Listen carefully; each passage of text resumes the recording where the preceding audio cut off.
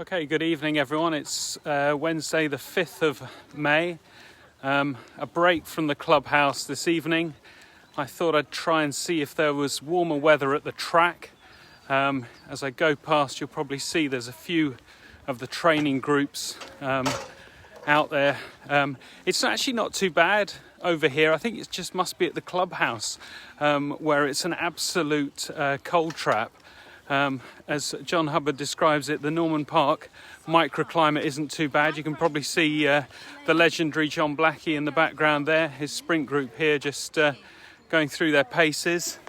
And as we come round, obviously all those brave supporters and parents coming out to brave the cold down here and support their young athletes as well. We had a sensational weekend of it over the bank holiday weekend at the track. We had the Throws Fest. We now have the coverage for that up on the social media.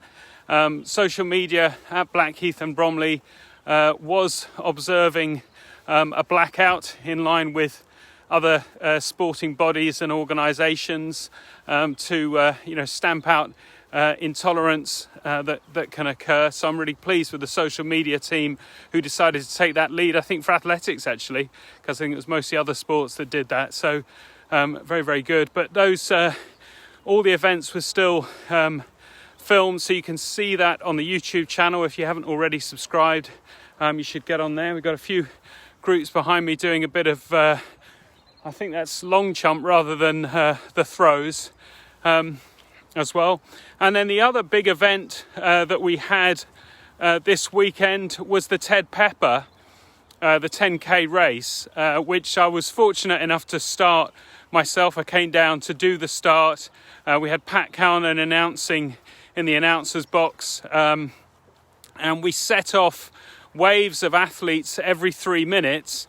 There was phenomenal organisation, so a massive thank you to Dave Beadle.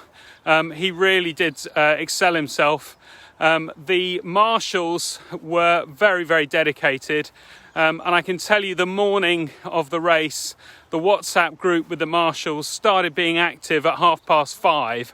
Such was the dedication of everyone getting out here to Norman Park, laying out tape, making sure that the route was marked properly. It was a very, very good effort all round. Really, really good. I got Rose's group behind me here as well. A few sprinters, a few of the youngsters as we come round to the pole vault too. So really, really good effort from him. Steve Pearman as well, doing very well on the organisation. And Andy Tucker sending off the waves. And then out in the field, there were people like Terry Shotton, the Vice Admiral Marshal, Will Fulton was out there as well. Plenty of other people. Really, really terrific performance there. So, and what was nice actually was the feedback of the runners who came off, and there were, despite doing 10 kilometre races, they were all, really cheerful and I'd say exuberant actually, with the fact that they were able to race again properly, going off against other people. So that went down extremely well. So just thank you to everyone that got involved in the organisation there. We even had Dave Appleton and Tony Pontifex taking everyone's temperatures too. So they got in on the action. Ian Furler on the gate checking everyone in. There were plenty of people helping. It was really a really good performance.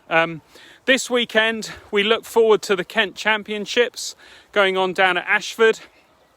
The Kent officials actually and the Kent team I think have been very, very good, working hard with England Athletics just to make sure that people can have the right representation down at Ashford. So coaches allowed to accompany their athletes. It was quite a strict ruling before that, but I think sense has prevailed when people realised about the amount of space that there obviously is at the Julie Rose Stadium.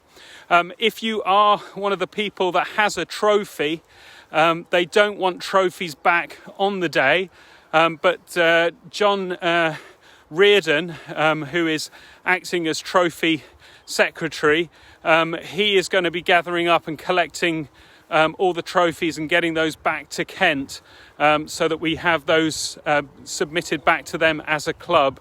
So that's very important. If you can get in contact with John Reardon, and we can get those trophies back out to them.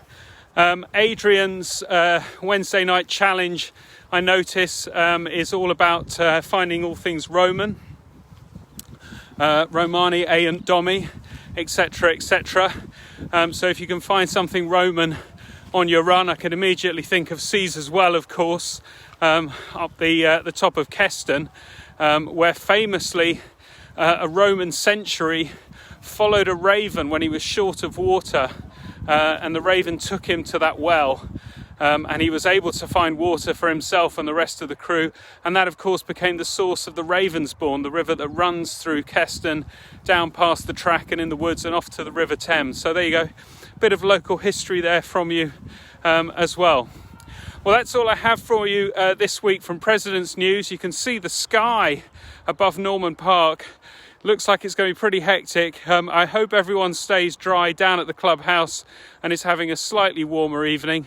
And perhaps we can hope for a better President's News from there next week. In the meantime, I hope you all enjoy yourselves, and let's hope that May is a slightly warmer month than April. Take care.